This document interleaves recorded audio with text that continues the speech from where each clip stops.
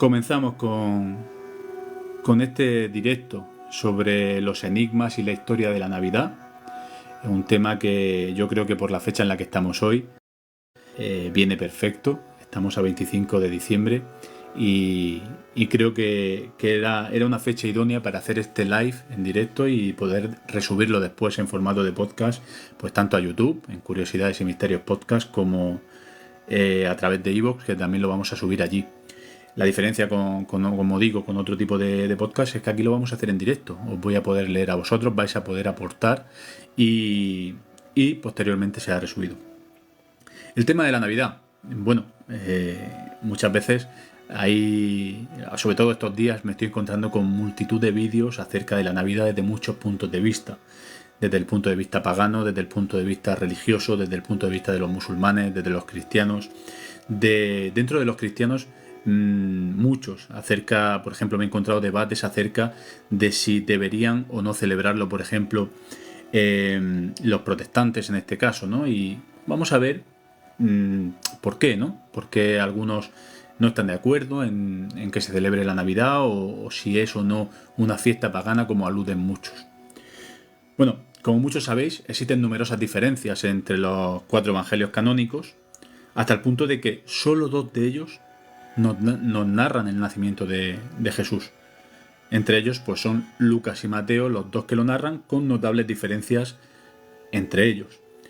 Básicamente, por ejemplo, el texto más conocido del nacimiento de Jesús, aquí nos dice Frankie que es pagana. Bueno, lo vamos a ir viendo, no os preocupéis, os voy a ir leyendo.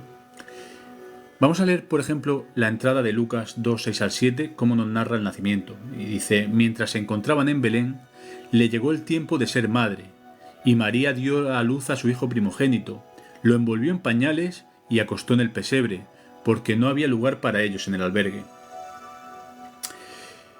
Como digo, solo Mateo y Lucas narran el episodio del nacimiento.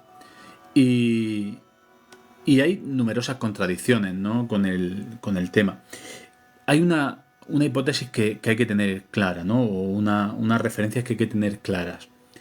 Marcos es el primer evangelista y en Marcos no aparece la historia del nacimiento de Jesús. Y no aparece porque a Marcos no le interesa el nacimiento de Jesús. Marcos simplemente se dedica a narrar unos hechos. El Evangelio de Lucas y de Mateo, lo hemos hablado aquí alguna vez, incluye dentro el Evangelio de Marcos, en un 70% aproximadamente, es decir, prácticamente copiaron a Marcos. Pero ¿con qué diferencias principales hay? Lucas y Mateo, que se escriben bastantes años, una década, en torno a una década, entre 10 y 20 años después del Evangelio de Marcos, escriben ese Evangelio ya con unas connotaciones plenamente judaicas. ¿En qué sentido? Por ejemplo, intentan cuadrar el nacimiento de Jesús con toda la historiografía o con toda la tradición profética judía. Quiere decir, Jesús debía nacer en Belén porque así lo decían unos pasajes. Entonces, los pasajes del Nuevo Testamento tienen que hacer malabares para justificar el nacimiento de Jesús en Belén, de forma que se cumpla la profecía que hizo Miqueas. ¿Y qué profecía hizo Miqueas? En el Antiguo Testamento. Pues os la leo literalmente, ¿no? Dice: y tú, Belén Efratá, tan pequeña entre los clanes de Judá, de ti me nacerá el que debe gobernar en Israel. Sus orígenes se remontan al pasado, a un tiempo inmemorial. Como digo, tienen que hacer malabares para poder justificar el nacimiento de Jesús en Belén, porque claro, todos sabemos que Jesús, según los textos, nace en Belén. Pero ¿por qué se le conoce entonces como Jesús de Nazaret? O como el Rabí de Galilea. Galilea estaba en el norte de lo que hoy sería Israel o Palestina de la época, y no era parte del mismo estado. Entonces no es justificable que se desplacen a Belén para ese supuesto censo. Pero claro, aquí entraríamos en el tema de cuándo se produjo un censo en aquella época, cuándo nace Jesús realmente. Hay que entrar en ese tema para entender el contexto en el que se escriben los evangelios o sobre el que tratan los evangelios. Os voy a leer, vamos a hacer un paréntesis y os leo.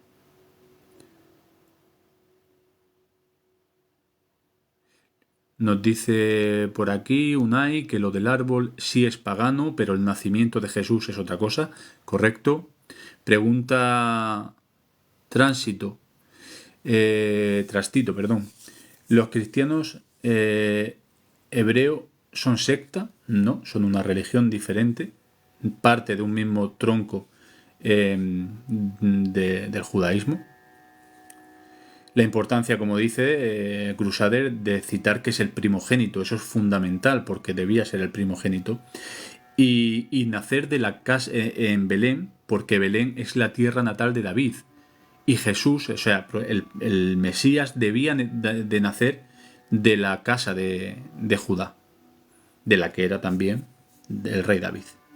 Y como si los evangelios se adaptaron, es como si los evangelios se adaptaran a las profecías. Correcto. Marcos, el primer evangelista, no habla del nacimiento de Jesús. Son Mateo y Lucas los que inciden en este tema. Es como si hubiesen querido abortar. Por ejemplo, Marcos se centra sobre todo en el mensaje y en la vida y el ministerio que tuvo Jesús. Es decir, el Jesús que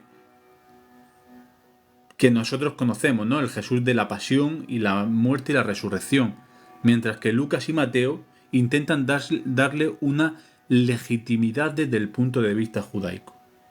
Esto no quiere decir que no hubiese una tradición que en aquella época, por orientaros, Marcos se escribe entre el 60 y el 70 después de Cristo, es decir, unos 30, 40 años después de la muerte de Jesús. Mateo y Lucas se encuadran entre el 70 y el 90 aproximadamente, ¿vale? Y entonces, ¿cuándo nace Jesús, no? Porque, claro, esto es un debate que veo a la gente muy encendida, ¿no? Acerca de cuándo fue el nacimiento de Jesús. Evidentemente, el nacimiento de Jesús, nosotros vamos a ubicarlo en una fecha primero y después vamos a hablar acerca de por qué se elige esa fecha. Se sabe que Jesús nace en tiempos de Herodes el Grande, y Herodes el Grande muere en el año 4 a.C. Si a ese año 4 le sumamos que en los pasajes que habla de los Reyes Magos y la matanza de los inocentes se da un margen de que se asesine a los niños de entre 0 y 2 años, es decir, del -4 nos tendríamos que mover al -6. Los historiadores ubican el nacimiento de Jesús entre el año 7 y el año 4, o el año 8 y el año 4 aproximadamente, dan un margen amplio, antes de Cristo para el nacimiento de Jesús de Nazaret.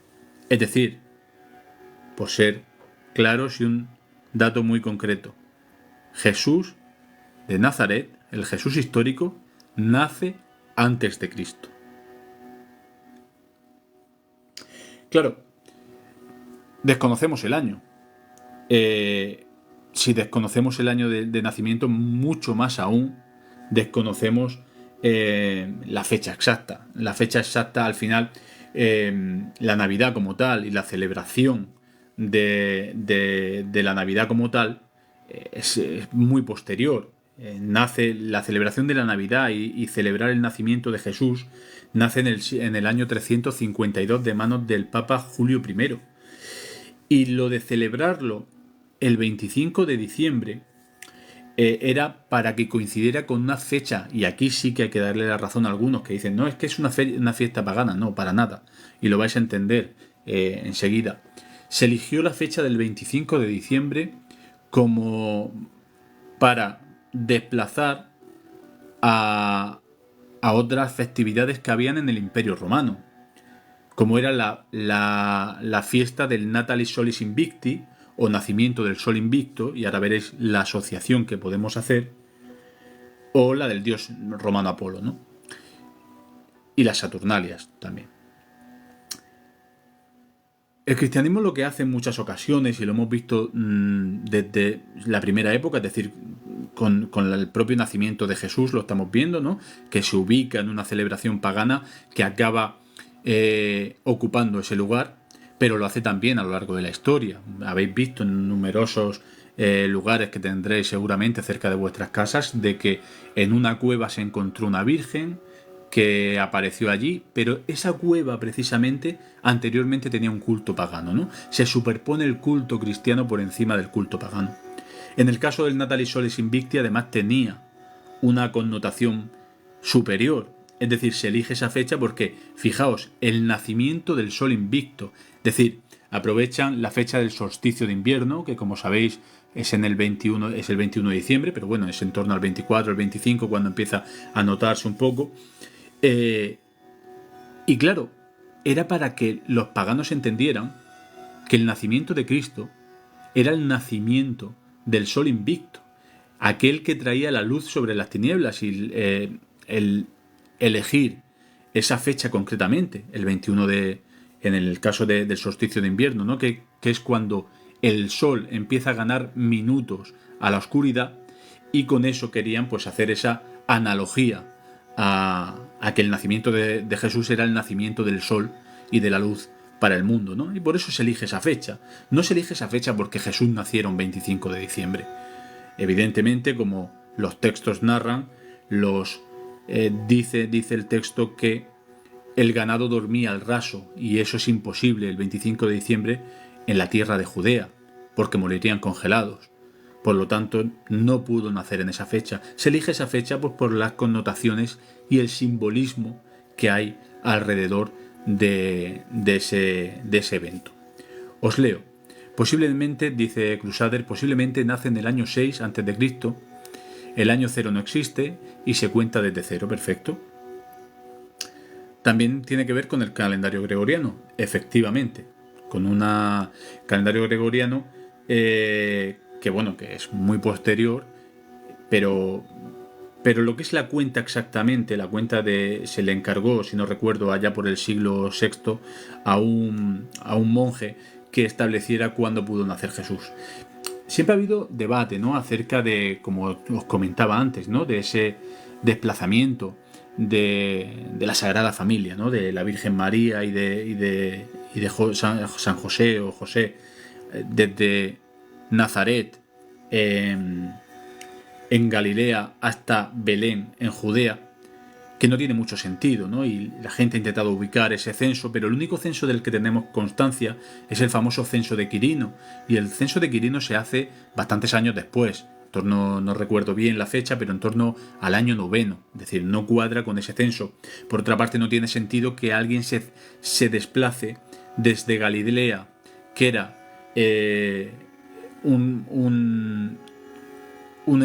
no era un estado, era parte de una provincia romana, ¿no? Que dependía de Siria en este caso, a Judea, que era un reino independiente. Era un reino vasallo, pero era un reino independiente, ¿no? Entonces no tiene sentido que alguien que vive y desarrolla su actividad en Nazaret se desplace para nacer en Judea. Otra cosa que también pues es discutible, ¿no?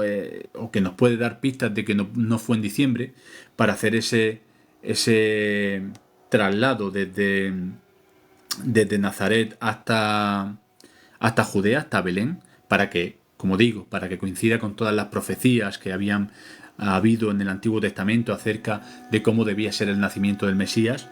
La Virgen María, embarazada de 8 o 9 meses, debió de caminar durante el mes de diciembre más de 130 kilómetros para acabar naciendo allí. Como veis, no cuadra. Pero, como digo, no es lo importante. Lo que se celebra en la Navidad no es en sí la fecha exacta, sino el hecho. Y por eso se estipula una fecha concreta que intentan que cuadre con una festividad que tuviera un simbolismo similar o parecido, y que el pueblo romano, hacia el que se expande primeramente este cristianismo, o hacia el que tiene ese esfuerzo de llevar el mensaje inicialmente, pues pueda adquirir esa festividad como propia. Os leo. ¿Qué más da la fecha si lo relevante, si no es relevante para nuestra fe? Eso lo he comentado y he explicado por qué. ¿Puedo hacerte una pregunta? Puedes hacerla. Para eso estamos haciendo el directo. Para saber toda la verdad, le contesta. Bueno, antes dio buenas noches, Milagros, que Milagros es fija aquí. Para los que estáis ahora y os estáis incorporando tarde. Este es el primer directo que vamos a resubir, porque lo habéis pedido mucho cuando os incorporáis a mitad de un tema. Como veis ahí, debajo de Noche de Misterio, tenéis @curiosidades y misterios podcast. Si ponéis eso en YouTube, a partir de mañana estará subido el directo de hoy, y todos los directos los tendréis resubidos ahí y en iVoox. Hay personas que no se han cuestionado la Biblia. La Biblia se puede abordar desde un punto de vista religioso y desde un punto de vista histórico. Yo, cuando hicimos el live sobre el Jesús histórico, os comenté que a mí, aparte de las fuentes externas a la Biblia, yo consideraba los Evangelios y el Nuevo Testamento como fuentes históricas, quizá con matices, con muchos matices, pero contienen verdades históricas, contienen personajes históricos, contienen fechas que coinciden con otras fuentes secundarias, coinciden con ubicaciones concretas en un tiempo concreto y por lo tanto pueden servir como fuentes. Buenas noches. ¿Qué propósito tiene Dios en la tierra, que es la vida? No sé qué responderte porque, como digo, estamos tratando desde el punto de vista histórico, no religioso. Esto no es un live ni de religión ni de nada parecido. Es un live en el que hablamos de historia, de misterio, y hablamos desde todos los puntos de vista. Aquí, por ejemplo, nos dice Ancora, y los apócrifos. Los apócrifos los hemos mencionado aquí en muchísimas ocasiones. De hecho, hace unas semanas hicimos un live temático sobre María Magdalena, que volveremos a hacerlo más adelante, en el que no solo abordamos la figura desde el punto de vista de los evangelios, sino desde el punto de vista también de los apócrifos, porque muchas de las creencias que tenemos nosotros acerca de cómo vivimos nosotros, por ejemplo, la Navidad, vienen de evangelios apócrifos, y ahora cuando nos acerquemos al tema de los Reyes Magos lo vais a ver. Es una religión inventada por Constantino para unificar. Para nada. Cuando Constantino unifica, no unifica nada. Constantino lo que hace es despenalizar el cristianismo dentro del Imperio Romano. Y lo hace porque el cristianismo estaba totalmente extendido ya en el Imperio Romano. Si te refieres a unificar la doctrina, eso viene por los concilios, y imagino que lo dice por el concilio de Nicea, del que por cierto no hay actas y sobre el que se ha escrito muchísimo y nada se sabe realmente. Buenas noches a los que os incorporáis, que dais las buenas noches. Es importante siempre entrar con educación. Constantino firmó la paz del Imperio Romano. Sí, Constantino, como digo, sobre Constantino se ha hablado mucho, ¿no? Y siempre se dice, ¿no?, de si él dentro del concilio eligió los textos canónicos o obligó o no obligó. Para nada. Constantino lo que hizo fue aprovechar una situación en una batalla concreta, ya sabéis, in vox signo vinces, ¿no?, en la que estaba peleando por su legitimidad y por hacerse con el trono imperial. Pues dice que en un sueño se le aparece una cruz y él dice a sus tropas que la pinten sobre sus escudos. Sinceramente, yo creo que eso es un acto no tanto de fe como propagandístico, y probablemente entre sus tropas ya hubiese una gran mayoría de cristianos, y lo que hizo fue aprovecharse de ello, aunque sería posteriormente Teodosio quien le daría el impulso definitivo de religión oficial del Estado. Es decir, Constantino no se bautizó. Constantino hasta su muerte no se hizo cristiano. Él lo que hizo fue despenalizar el cristianismo. Es a partir de Teodosio, como digo, cuando se considera la religión oficial de Roma. Os leo y seguimos con el tema para no pararnos solo en preguntas, porque la idea es que quede un programa más o menos redondo. Dice, a ver, Meco, que de hecho toda Palestina es el mayor parque temático más antiguo de nuestra y se ha cortado. Imagino que te refieres a todos los yacimientos históricos que tiene. Evidentemente, toda la zona del Oriente Mediterráneo, como cuna de las civilizaciones modernas, es uno de los lugares de yacimientos más importantes del mundo. Desde Egipto hasta la antigua Mesopotamia, pues todo el creciente fértil y toda la zona del Valle del Nilo, como cunas de la civilización que son, tienen los mayores yacimientos históricos en muchas formas. Constantino la creó y se fue a vivir a la actual Turquía. No, es que estás equivocado en eso, Meco, de verdad. No creo la religión para nada. De hecho, hay las cartas del Nuevo Testamento, las epístolas, van dirigidas a comunidades que ya existen dentro del Imperio Romano. Y las epístolas, por ejemplo, la de Tesalonicenses, es la primera, está fechada en el año 51, es contrastada con otros documentos. Por lo tanto, ya hay comunidades cristianas tan pronto como apenas 15-18 años después de la muerte hipotética de Jesús de Nazaret. Vamos a continuar, ¿vale? Os leo por último y continuamos.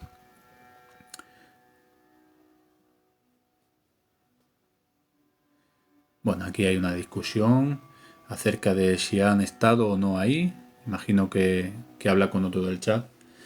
Bueno, continuamos. Como decía, dentro de los apócrifos se encuentran algunos de los pasajes que han creado alrededor de la Navidad, pues esa imagen que... hablo contigo. Pues yo sí he estado. Si tu pregunta es si he estado allí, sí. Por ejemplo, como curiosidad, ¿vale?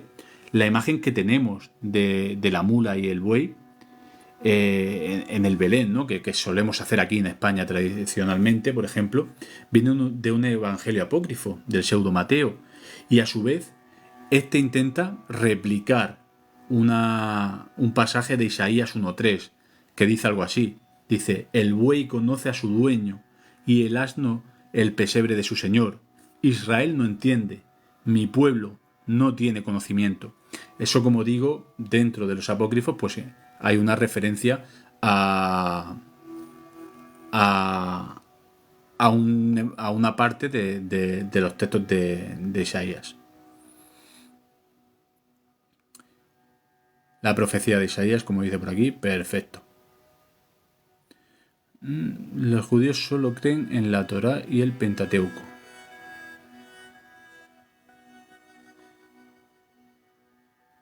Nada, no os preocupéis. Se puede preguntar y se puede decir lo que se quiera siempre que se respete al resto de los que están por aquí. Pues mira, ahí me has pillado. Preguntan por aquí, Berto, de una pregunta: ¿y los villancicos de dónde vienen? Pues no sabría decirte el origen de los villancicos como tal.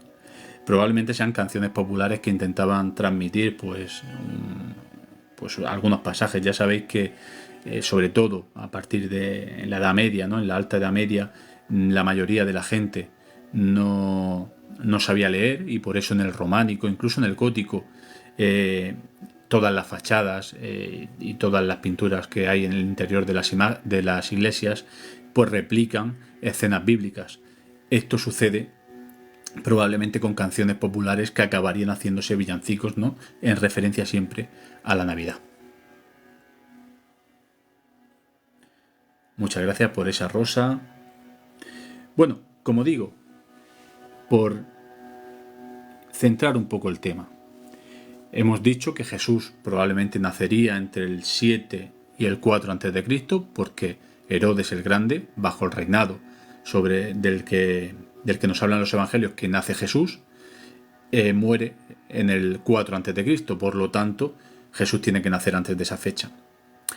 Es difícil que Jesús naciera en Belén por todas las dificultades. Primero, porque él era conocido como Jesús de Nazaret y como su tierra de origen, incluso como el rabí de Galilea. Nazaret está en Galilea. Y por otro orden de cosas, la dificultad que tendría de nacer allí por el desplazamiento en un estado avanzado de gestación de la Virgen María. Como hemos dicho también, por ir resumiendo el tema del nacimiento, lo que se trata en Lucas y Mateo es de cuadrar los pasajes del nacimiento con la tradición judía de cómo debía ser y dónde debía nacer el Mesías judío. A ver, os leo. Buenas noches. Preguntan por aquí, y viene el mundo de Pini, que si los Reyes Magos eran realmente importantes o eran 3 hombres cualquiera que fueron a adorar a Jesús.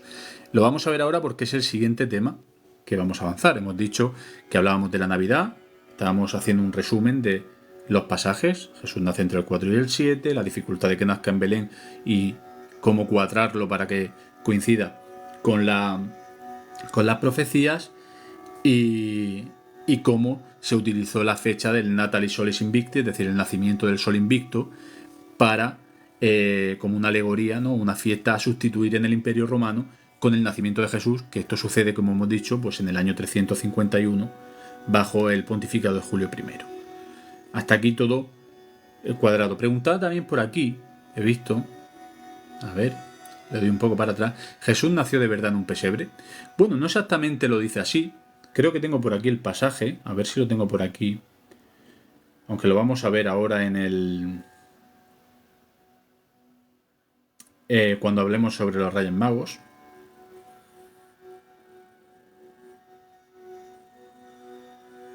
Creo que lo había guardado, bueno, lo veremos ahora.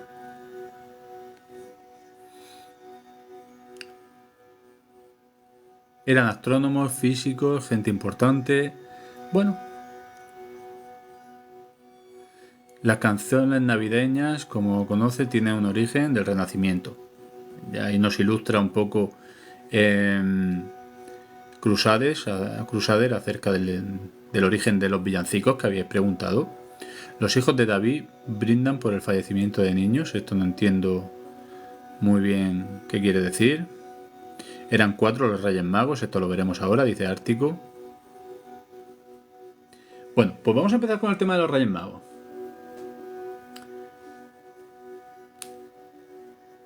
Veréis, de los 4 evangelios canónicos, es decir, de los 4 que entran dentro del canon bíblico,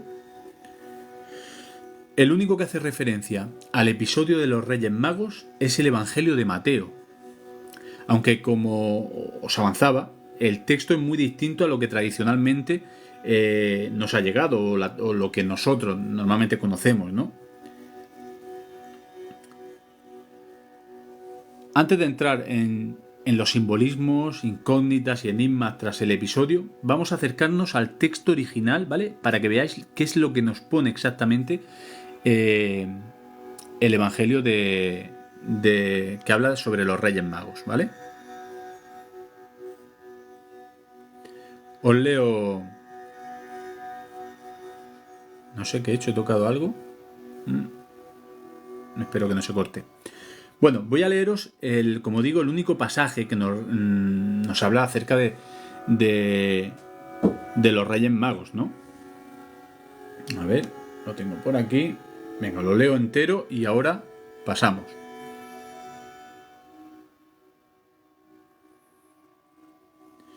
Bueno, cuando Jesús nació en Belén de Judea en días del rey Herodes, vinieron del oriente a Jerusalén unos magos, diciendo: ¿Dónde está el rey de los judíos que ha nacido? Porque su estrella hemos visto en oriente, y venimos a adorarle. Oyendo esto, el rey Herodes se turbó, y toda Jerusalén con él. Y convocados todos los principales sacerdotes y los escribas del pueblo, les preguntó: ¿dónde había de nacer el Cristo? Ellos le dijeron: en Belén de Judea, porque así está escrito por el profeta. Y aquí entra la narración de Miqueas que os decía antes, ¿no? Y tú, Belén, de la tierra de Judá, no eres la más pequeña entre los príncipes de Judá, pues de ti saldrá el guiador que apacentará a mi pueblo Israel. Terminamos, ¿vale? Ya habéis visto lo que nos dice de los reyes. Es decir, repito, sí, es que este es el que viene en Mateo, por eso lo de Belén Efratá lo dice en Miqueas. Esta es la versión que da Mateo en su evangelio. Hace referencia al texto de Miqueas que os comentaba antes. Bueno, seguimos y os leo el último pasaje.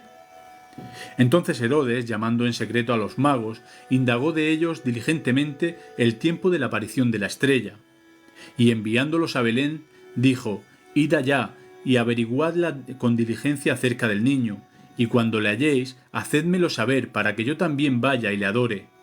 Ellos, habiendo oído al rey, se fueron, y he aquí que la estrella que había visto en el oriente iba delante de ellos, hasta que llegando se detuvo sobre donde estaba el niño. Y al ver la estrella se regocijaron con un grande gozo. Y al entrar en la casa vieron al niño con su madre María, y postrándose lo adoraron y abrieron sus tesoros. Le ofrecieron presentes, oro, incienso y mirra. Pero siendo avisados por revelación en sueños que no volvieran a Herodes, regresaron a su tierra por otro camino. Esto es lo que nos narra el Evangelio acerca de los Reyes Magos. Como veis, en el Evangelio no dice ni que sean 3, ni que sean reyes, ni nos dice sus nombres, ni nos dicen cómo son, ni nos dice nada más que lo que habéis visto. Es decir, que llegaron, a ver, lo vamos a ir al principio, ¿vale? Vinieron del oriente a Jerusalén unos magos. Simplemente nos dice eso, no nos dice nada más el Evangelio. Por lo tanto, ¿de dónde sale esta iconografía que tenemos los cristianos, principalmente los católicos, de los 3 Reyes Magos, Melchor, Gaspar, Baltasar, que si uno es blanco, el otro es negro, el otro... lo vamos a ver de dónde viene. Buenas noches a Pedrito, que nos felicita por aquí la fiesta. Feliz Navidad, tanto a él como a todos los que estáis en el live. Os recuerdo, a los que se incorporéis tarde, ahí debajo de Noche de Misterio pone @curiosidades y misterios podcast. Si ponéis eso en YouTube, ahí van a estar resubidos los live que hagamos temáticos. Así que iros cuando terminéis a YouTube, o si queréis ahora, buscáis y a partir de mañana estará subido el directo que estamos haciendo ahora. Bueno, como habéis visto, el texto no habla en ningún momento de que sean reyes, tampoco de que sean 3 y mucho menos de que nos da sus nombres y descripciones físicas. Entonces, ¿de dónde salen todos estos datos que, como digo, tenemos todos en el inconsciente, ¿no? Bueno, pues bien, sucede que muchas de las festividades, y lo hemos estado viendo, ¿no? De las festividades cristianas, especialmente las católicas, estas han ido añadiendo modificaciones al relato original hasta el punto de que en una inmensa mayoría de estas celebraciones, como digo, los hechos pues no nos han llegado tal y como ponía el texto, como hemos visto. Mira, os cuento, la primera mención a que fueran 3 la encontramos en el siglo III de nuestra era, y no es hasta el siglo V, ¿vale?, que el Papa León I lo hace oficial, haciendo referencia a un rey mago por cada uno de los regalos. Es por esto que en algunas iglesias de tradición ortodoxa difieren del número de 3 y algunas dicen que son 12 los reyes que vinieron. Aquí, como veis, pues se impuso un poco la lógica, ¿no? Es decir, regalaron oro, incienso y mirra, y el Papa León I pues dijo, bueno, pues si trajeron 3 regalos, pues fueron 3 los reyes. Y simplemente se quedó en la cultura general que habían sido 3, pero como digo, en ningún momento lo pone el texto. Seguimos. En cuanto a los nombres, esto es importante también, todos conocemos los nombres de los Reyes Magos, Melchor, Gaspar y Baltasar, ¿no? La primera referencia a los nombres la encontramos en un evangelio apócrifo datados en torno al siglo V, y la primera representación la encontramos en la Basílica de San Apolinar Nuovo en Rávena, Italia, hacia el siglo VI. Es decir, los nombres no los tenemos hasta una referencia en un apócrifo del siglo V, y la primera representación en una pintura de los Reyes Magos la encontramos en el siglo VI en una iglesia, en una basílica de Rávena, en Italia. Es decir, se va conformando a partir de un texto, se va conformando un imaginario alrededor de los Reyes Magos. A ver, me salen algunos. Porque creo, que tengo que aprobar algunos comentarios, que es la primera vez que me sale, ¿vale?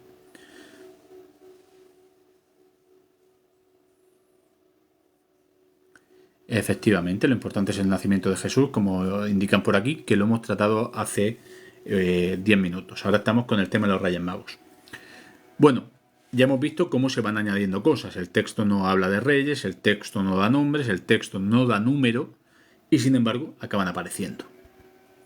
Entonces, por último tenemos la representación, por ejemplo, del rey Baltasar como alguien de raza negra, ¿no? Y esto no sucede hasta el siglo XV de nuestra era. A ver, me está saliendo algunos mensajes que me salen en oculto y no sé por qué. A ver, para que os lean. Aprovecho para leeros. Vale. Bueno, como digo, la representación de Baltasar como un rey negro empieza a partir del siglo XV. Muchos dicen incluso que tiene que ver con la conquista de América y con traer un poco todas las razas. Eso tiene sentido. Entonces, os estaréis preguntando cuál es la finalidad de modificar una tradición que parte de un texto religioso, por muy importante que sea el simbolismo. Podemos encontrar simbolismo en todos los añadidos que ha sufrido el texto original hasta convertirse en la tradición que conocemos. Veréis, por una parte encontramos el hecho de que sean tres muy distintos entre sí. La intención no es otra que representar a todas las razas principales conocidas en la época: europeos, asiáticos y africanos. Por eso nos dice el imaginario, ¿no? La cultura nos ha traído pues uno de pelo blanco caucásico, uno así como castaño oriental y otro de raza negra. Es decir, representar a todas las razas conocidas de la época. Por otra parte, tenemos las tres edades del hombre. Nos encontramos a un joven, Baltasar, a uno de mediana edad, como es Gaspar, y a Melchor en la ancianidad. Con esto se intenta representar que todos los pueblos, es decir, una representación de todos los pueblos, en forma de reyes, fueron a adorar a Jesús y que todas las edades estaban representadas. El hecho de que fueran reyes tiene otra connotación, es decir, que todos esos reyes iban a adorar al Rey de Reyes. Como digo, se va, a partir de un texto que apenas pone nada, se va creando una mitología alrededor del nacimiento, en este caso, de la figura de los Reyes Magos. Os leo. Feliz Navidad a toda la familia desde otra cuenta. Feliz Navidad, la brujita. ¿Cuánto tiempo hacía que no te veía por aquí? Feliz Saturnalia, pues feliz Saturnalia. Si tú celebras la Saturnalia, pues feliz Saturnalia. Aquí estamos hablando de la Navidad, que como hemos dicho, vino a sustituir esa fiesta, concretamente en el Imperio Romano. La intención de Herodes era eliminar al Rey de Reyes. Entiendo que ponía ahí al Rey, sí. Sí, claro, evidentemente. Si él tenía miedo a que naciera el Mesías, lógicamente peligraba su puesto. Y precisamente Herodes no era alguien que se tomase eso a la ligera. Herodes, el que conozca un poco la historia de Herodes el Grande, como se conoce en términos históricos, era alguien muy sanguinario, incluso con su propia familia. Mucho tiempo, pues es una pena. La brujita que nos dice que ha estado mucho tiempo fuera de esta plataforma. Espero que estés de vuelta por aquí pronto porque siempre estabas para aportar.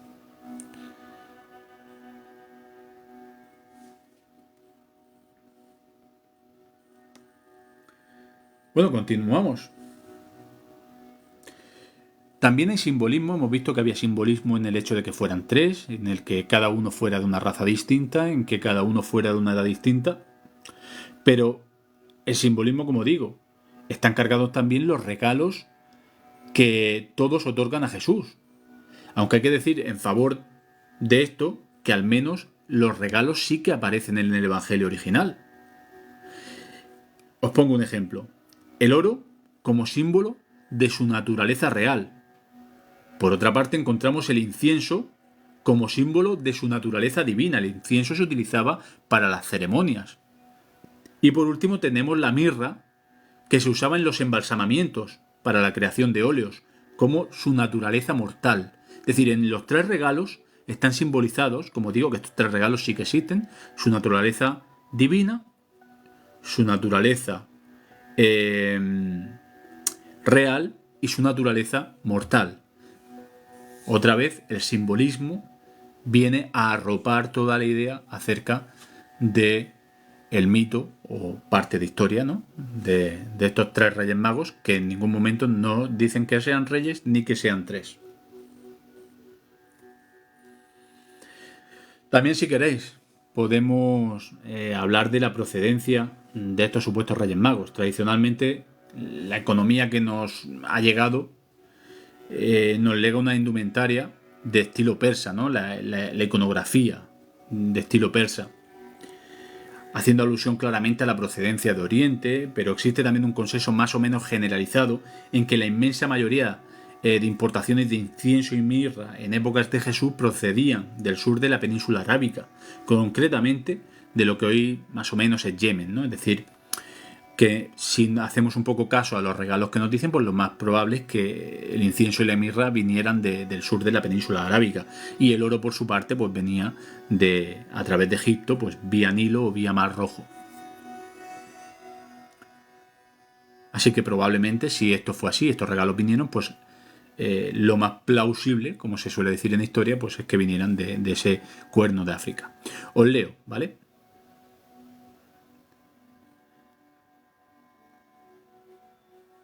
Nos dice la brujita: era egocéntrico, excéntrico, tirano, sometía al pueblo y un largo etcétera. El rey Herodes. Sí, correcto. Un día, si queréis, podemos hablar del rey Herodes, porque tiene una biografía de lo más interesante. Son muchos los actos simbólicos, como veis, sí, pero volvemos al principio. Milagros. En el texto no ponía ni que fueran 3, ni que fueran reyes, ni que fueran de una forma o de otra, así que todo lo demás se ha ido añadiendo después, como hemos visto entre el siglo V, el siglo VI y demás. Eran magos de una de las tribus medas, no entiendo, imagino de las tribus perdidas. Benedicto XVI dijo que procedían de España. Bueno, no lo sé si lo dijo, pero vamos, ya hemos visto que en ningún momento se narra la procedencia. De hecho, si nos vamos al texto, es decir, ¿de dónde venían?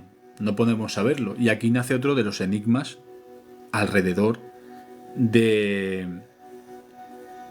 la estrella de Belén, porque es otro de los enigmas de la Navidad, ¿no? Hemos hablado del nacimiento, hemos hablado de las fiestas, de las festividades que vienen a sustituir, hemos hablado de los Reyes Magos, pero los Reyes Magos llegan allí siguiendo la estrella de Belén, que es otro de los iconos de la Navidad. Dicen que construyó muchas cosas Herodes, sí, muchísimas. Engrandeció Judea hasta un punto de vista, casi de romanización total. ¿No crees que cuenta una historia astrológica?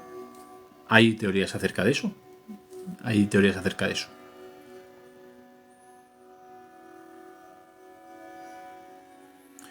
Nos dice: los medos eran varias tribus agrupadas, una de ellas era la de los magos. No, lo de los magos hace referencia más que nada por la traducción, podría referirse a sabios, ¿vale? No quiere decir que sean magos como tal. Vamos con la estrella de Belén, ¿vale? ¿Dónde se narra la estrella de Belén? La estrella de Belén solo se narra en Mateo 2, 1 al 3. Y nos dice así: esto es lo único que sabemos de la estrella de Belén, ¿vale? Cuando Jesús nació en Belén de Judea, en días del rey Herodes, vinieron del oriente a Jerusalén unos magos diciendo: ¿dónde está el rey de los judíos que ha nacido? Porque su estrella hemos visto en el oriente y venimos a adorarle. Oyendo esto, el rey Herodes se turbó y toda Jerusalén con él. Esto es lo que os he leído antes. Pero también tenemos otra referencia que la tenemos en un evangelio apócrifo. Como sabéis, y lo hemos comentado muchas veces, los evangelios apócrifos son esos que quedaron fuera del canon bíblico, del canon del Nuevo Testamento, a los que un día vamos a dedicar, como digo, un directo completo acerca de los apócrifos, aunque los hemos ido tratando. Vamos a hacer uno específico sobre algunos apócrifos, sobre todo los evangelios de la infancia, Transitium Mariae, el evangelio de Nicodemo, muchos evangelios que hemos tratado aquí, siempre acaban saliendo. En uno de los últimos directos que hicimos sobre María Magdalena, pues trajimos el de Felipe, el evangelio de Felipe, porque hace referencias a María Magdalena. Pues bien, en el evangelio apócrifo de Santiago, en el protoevangelio de Santiago, que es un evangelio apócrifo muy temprano, es decir, los apócrifos generalmente están entre el siglo III y el IV, generalmente, pero este concretamente es del año 150 aproximadamente. Tenemos una representación de lo que de este evento de la estrella de Belén fuera de los evangelios canónicos. Y dice así: hemos visto que su estrella, extremadamente grande, brillaba con gran fulgor entre las demás estrellas, y que las eclipsaba hasta el punto de hacerlas invisibles con su luz. Esta es la segunda referencia que tenemos a la estrella de Belén, una en un evangelio canónico y la otra en un evangelio apócrifo. No hay nada más acerca de la estrella de Belén. Os leo, ¿vale? Un placer escucharte como siempre. Muchas gracias, Brujita. Pero ¿cuánto de importante eran los tres reyes magos o eran solo tres astrofísicos? Pues hemos visto que en ningún momento dicen que fueran tres.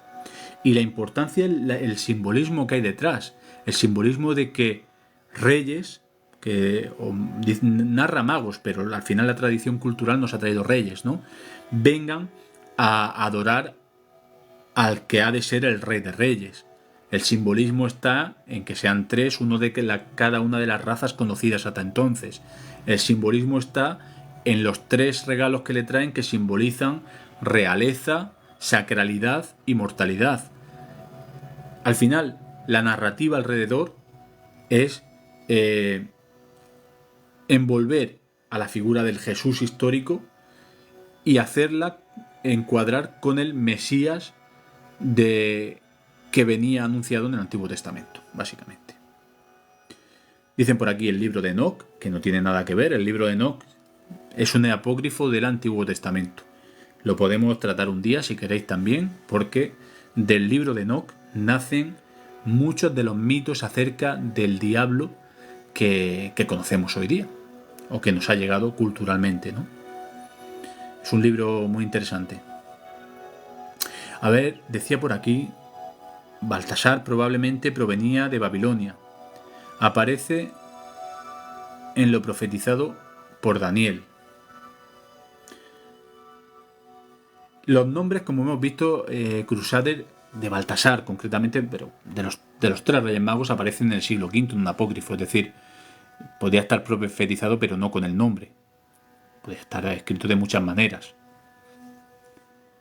Bueno, como digo, la estrella de Belén, y volvemos sobre el texto, solo aparece en un evangelio canónico y en un evangelio apócrifo. Ahora vamos a ver cuáles son las teorías acerca de que fue esa estrella, porque mucha gente cree que hay un misterio alrededor, y de hecho lo hay, porque un misterio es todo aquello que no tiene una respuesta y que suscita multitud de preguntas. Os recuerdo, para los que os incorporáis tarde a este live especial acerca de los misterios y la historia real de la Navidad. Lo voy a resubir al canal de YouTube que he creado para la ocasión, ¿vale? Ahí debajo de Noche de Misterio veis @Curiosidades y Misterios Podcast. Si ponéis eso en YouTube, tendréis subidos los directos que hagamos por aquí, en este caso por TikTok, al día siguiente de hacerlos, de grabarlos. Los tendréis subidos como digo, a YouTube, y también los subiremos en formato audio a otra plataforma, en este caso será iVoox, ¿vale? Porque muchos os incorporáis tarde a los directos, a mitad del tema, y preguntáis en ocasiones cosas que ya hemos tratado, y bueno, y como me habéis pedido que lo resubiera, pues he creado ese canal, ¿vale? Ahí lo tenéis enlazado también en el perfil del canal. De la estrella dicen que simboliza un cometa, que un cometa pasó por esas fechas. Vamos a verlo.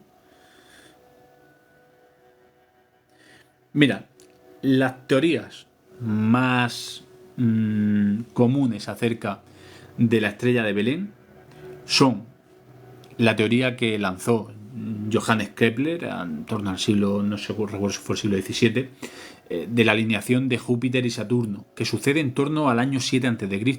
Y esto, aunque parece un evento menor, ¿no? Y muchos dicen que rebaten esta teoría porque sería un evento menor, si os fijáis bien, el 7 a.C. sí que cuadra muy bien con las fechas que estábamos barajando acerca del nacimiento de Jesús. Hemos dicho que debió nacer entre el 7 y el 4 a.C. Por lo tanto, ese evento astronómico de, como digo, la alineación de Júpiter y Saturno encuadraría, al menos en fechas, estaría bien. Otro sería, pues bueno, que se hubiese, como hemos visto, añadido, hemos visto que a los pasajes de los Reyes Magos se le añaden, que si fueron 3, se le añaden los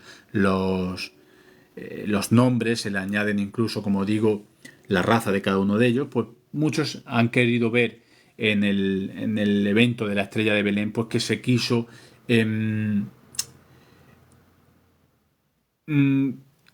encuadrar el nacimiento de Jesús con un evento astronómico. ¿Por qué?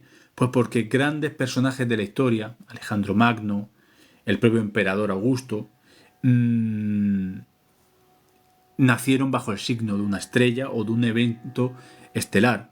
Y claro, si estás hablando de un personaje que ha de cambiar de la historia, que es el Mesías, pues quieres que, en cierta forma, el universo comulgue con ese nacimiento. Y podría ser, como hemos visto en otras partes de lo que hemos hablado, pues un añadido. Como digo, esto sale en Mateo y por lo tanto no en Marcos, que es el primer evangelista que lo elude. Os leo. La alineación cabe, pero el cometa no encaja por varias razones. El cometa, muchos lo han descartado por el hecho de que un cometa era signo de mal augurio. Aunque se sabe que un cometa atravesó esa zona en torno al año 5 a.C. Esto es muy curioso porque hemos dicho antes, y repito y incido sobre el tema, que Jesús debió nacer entre el 7 y el 4 a.C. Por lo tanto, tanto el cometa como la alineación planetaria encuadran al menos en fecha. Al menos en fecha.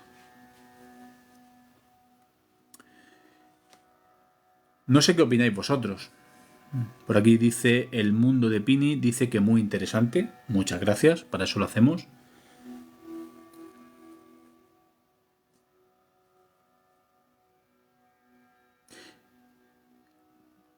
Así que, resumiendo, ¿vale? Vamos a hacer un pequeño resumen y ahora os voy a contar también, antes de terminar, me gusta siempre, los que estáis por aquí por los directos sabéis que me gusta siempre contaros una historia, una leyenda que hable sobre la Navidad. Y os voy a contar una que creo que os va a gustar.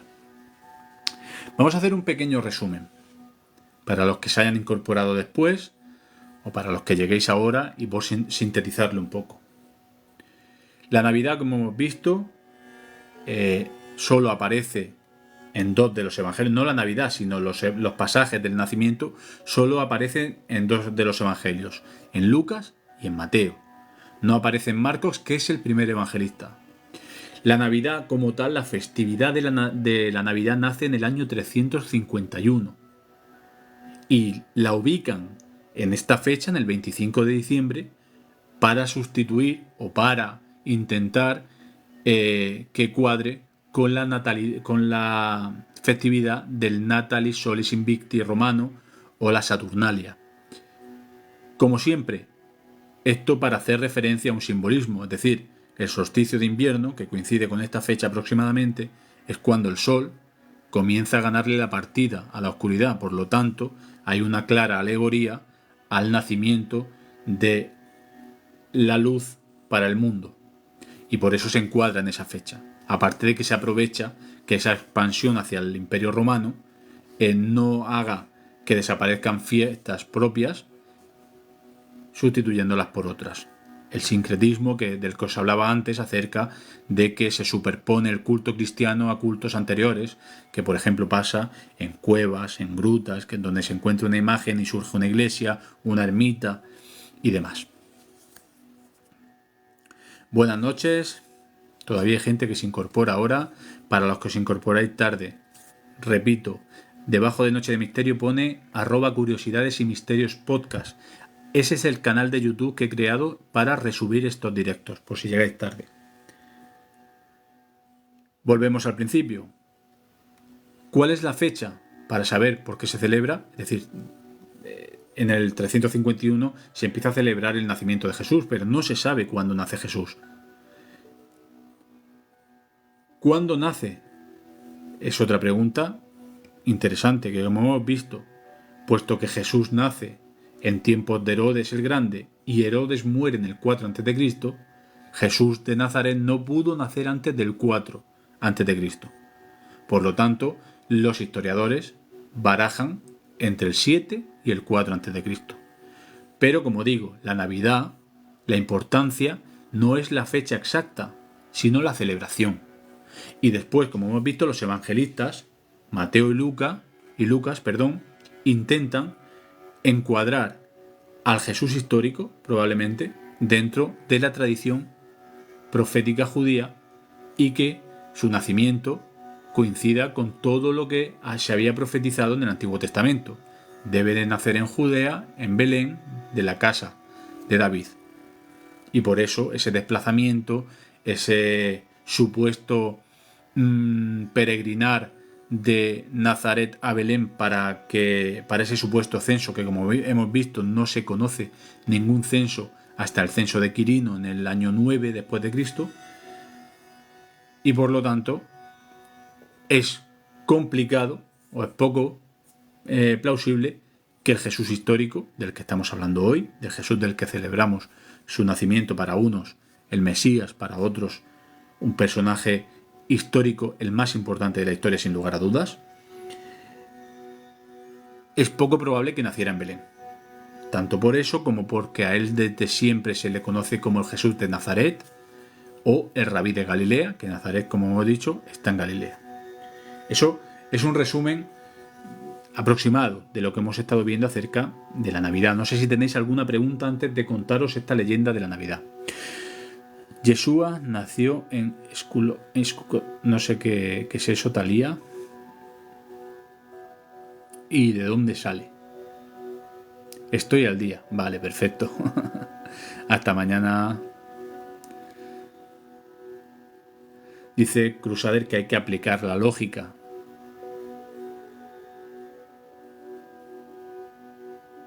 Vale, te refieres a la fecha. Perfecto.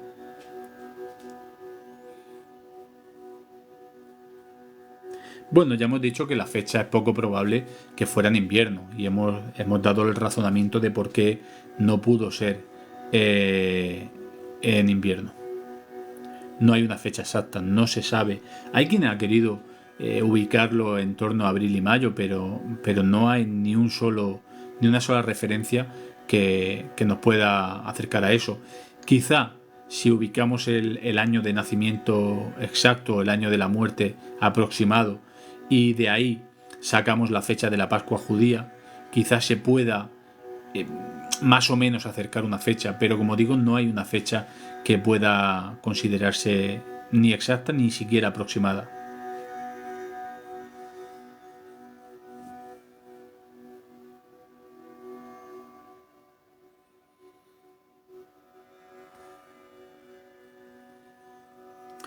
Bueno, pues para acabar, como digo, y repito el tema de que el directo lo resubiré mañana a YouTube en la dirección que habéis visto ahí.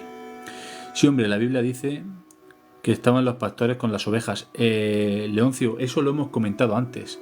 Hemos dicho que por eso no puede nacer en invierno, porque dice que el ganado dormía al raso. Y en Judea en diciembre, desde luego, el ganado si duerme al raso muere.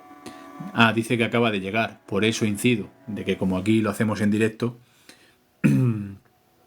todo el que haya llegado tarde tiene ahí la dirección debajo de donde pone Noche de Misterio. Si pone en YouTube @curiosidades y misterios podcast, mañana estará resubido el live que hemos hecho hoy, ¿vale? Que será el primero que resubo. Bueno, dice Milagros que todos tus directos son de lo más interesantes. Muchísimas gracias, Milagros.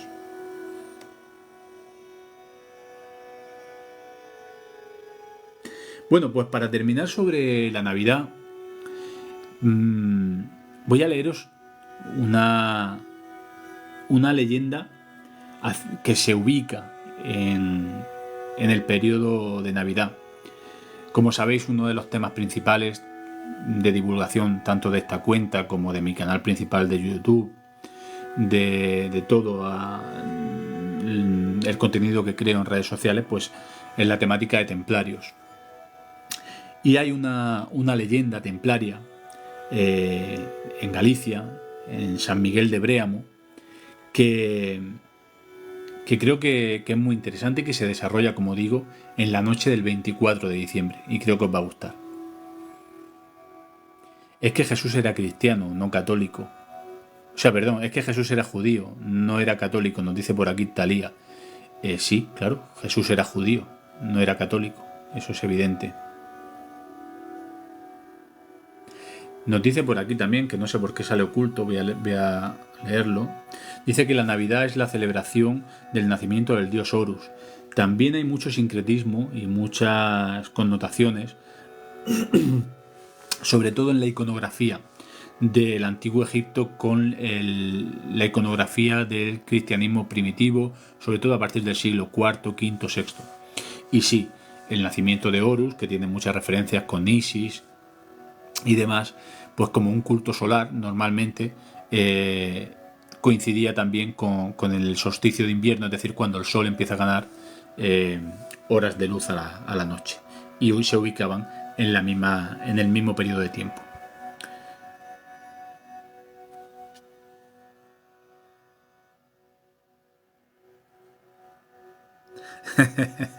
Dicen por aquí, mi cena fue una auténtica cruzada.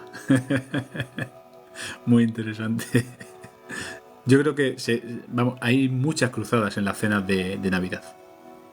La ciencia no puede explicar los misterios de la Navidad y solo Dios tiene respuesta. Perfecto, desde el punto de vista religioso y de la creencia, por supuesto.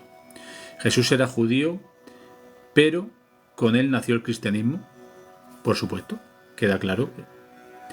Desde el punto de vista de los cristianos, a partir de Jesús nace el cristianismo. Desde el punto de vista judío, Jesús, y ya, bueno, aunque hay cierto revisionismo en el judaísmo actual acerca de la figura de Jesús, para ellos pues fue simplemente un rabino. Para otros, que hay judíos mesiánicos que ya aceptan a Jesús como que fue el Mesías, empiezan a haber algunos, pues hay revisiones acerca de eso. Para otros, desde el punto de vista histórico, para muchos Jesús no funda el cristianismo, sino que es un profeta judío que fracasa, y a partir sobre todo de la reinterpretación de Pablo de Tarso nace el cristianismo. Es decir, el cristianismo sería por lo tanto una religión paulina. En definitiva, como dijo Antonio Piñero en uno de sus libros, Jesús el hombre de las 1000 caras. Pues el cristianismo tiene en cierta forma 1000 caras en ese sentido, ¿no? En sus orígenes. Exacto. El dios Mitra, dios del sol, fue el 25 de diciembre, claro. Todos los cultos solares o de alegoría solar, pues tienen su festividad, por lo tanto, en el 25 de diciembre. La iconografía, hay muchas similitudes entre Egipto a la nuestra. Bueno, de hecho el calendario, la brujita, lo hemos hablado muchas veces. Cree en Jesús, dice por aquí info. Me duermo viendo esta imagen. Eso es buena señal. Estos directos están hechos también para que os relajéis. Bueno, os voy a leer, como digo, antes de terminar, una leyenda que se desarrolla en Navidad, en la noche del 24 de diciembre, pero que tiene relación con los templarios y con Galicia. Es la leyenda de San Miguel de Bréamo, de una iglesia que hay en San Miguel de Bréamo. Os la leo. Cuenta la leyenda que tras la derrota de los templarios en la batalla de Jatín en 1187 ante el ejército de Saladino, el gran maestre de la orden, Gerard de Ridefort, fue capturado por los sarracenos, y que éste pudo adjurar de su fe para no ser decapitado. Por eso se dice que la iglesia no fue construida como templo, sino como testamento. A esa pequeña iglesia, ubicada en los confines del mundo conocido y lo más alejada posible de Tierra Santa, fueron destinados 11 caballeros templarios, que contrariamente a lo que marcaba su regla, habían huido del combate y como castigo sus superiores decidieron enviarlos a custodiar una iglesia en mitad de ningún sitio. Allí permanecieron durante años los 11 caballeros, olvidados por todos, humillados, cumplían fielmente su penitencia, custodiando aquella pequeña iglesia construida casi como homenaje a aquella humillante derrota. Así llegamos al día de Nochebuena del año 1224. En una tarde lluviosa, desapacible, aquellos 11 caballeros curtidos en 1000 batallas luchaban contra el frío con el único abrigo de una pequeña fogata. La humedad calaba en sus huesos, pero ellos seguían custodiando aquella pequeña iglesia en mitad de ningún sitio. La iglesia había sido construida por los canteros donados al temple, maestros y conocedores del labrado, capaces de encriptar mensajes en las piedras que sólo aquellos conocedores podían descifrar. En aquellas piedras se encontraba escrita la historia de una derrota humillante y de la apostasía de un maestre templario, y aquellos 11 caballeros eran los encargados de custodiar el testimonio labrado de su vergüenza. Llegaba la noche y los caballeros se refugiaban en el interior de la iglesia. Pronto la Nochebuena daría paso a la Navidad, y poco más que su fe les quedaba a aquellos monjes soldados, iluminados únicamente por la luz que entraba por los ventanucos y sobre todo por el rosetón de 11 puntas, una por cada caballero. Los maestros canteros no dejaban lugar a la improvisación. Pasaron las horas y algo extraño ocurría. Sin motivo aparente, los 11 templarios miraban al unísono el rosetón, como atraídos por una extraña sensación. Contaban y contaban las puntas del rosetón y no entendían. Ahora eran 12, una por cada caballero. ¿Había otro caballero entre ellos? Contaban nuevamente y seguían siendo 12, hasta que se percataron de que a los pies del altar un niño recién nacido dormía plácidamente sobre un lecho de paja. Y así siguió hasta el alba, momento en que desapareció y el rosetón de San Miguel de Bréamo volvió a tener 11 puntas. La leyenda nos dice que fue un milagro con el que Dios otorgaba el perdón a aquellos caballeros. Desde entonces cuenta la tradición que aquellos que se acercan la Nochebuena a la vieja iglesia cuentan una y otra vez las puntas del rosetón y siempre suman 12. Bueno, esta era una leyenda, perdón. Era una leyenda sobre San Miguel de Bréamo, en Galicia, perdón. Y que se ubica, como veis, entre el 24 y el 25 de diciembre. Habla de la derrota de los cuernos de Jatín, de una penitencia que tienen que cumplir 11 templarios allí y que los canteros, pues como símbolo, esculpen un rosetón de 11 puntas, una por cada caballero. Pero aquella noche, por algún motivo, habían 12 puntas en el rosetón. Y cada noche, cada 24 de diciembre, en la noche que va del 24 al 25, la gente que se acerca allí, la gente que mira ese rosetón, por más que cuenta, siempre hay 12 puntas.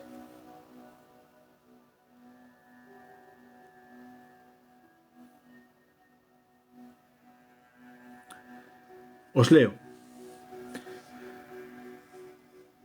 Valientes y honrados los caballeros templarios y cómo los quitaros de encima. Bueno, eso un día haremos un... Bueno, ya hemos hecho varios, pero un día vamos a hacer uno acerca de la historia de los templarios. Iglesia de San Miguel de Bréamo en Pontedoume, provincia de La Coruña. Fue un monasterio agustino. Muy bien. Como bien dices, sí, efectivamente está allí. Lo he comentado muchas veces. En torno a las leyendas templarias, sucede que muchos enclaves que nunca han sido templarios tienen leyendas templarias y sin embargo otros que sí lo han sido no las contienen, ¿no? Pero sí, de hecho, bueno, hace poco hablé acerca de los enclaves templarios que había en Galicia. Qué hermosa leyenda, gracias San Miguel de Beléamo. Ha estado bien la leyenda de eran 11 o eran 12. Lo he matizado después.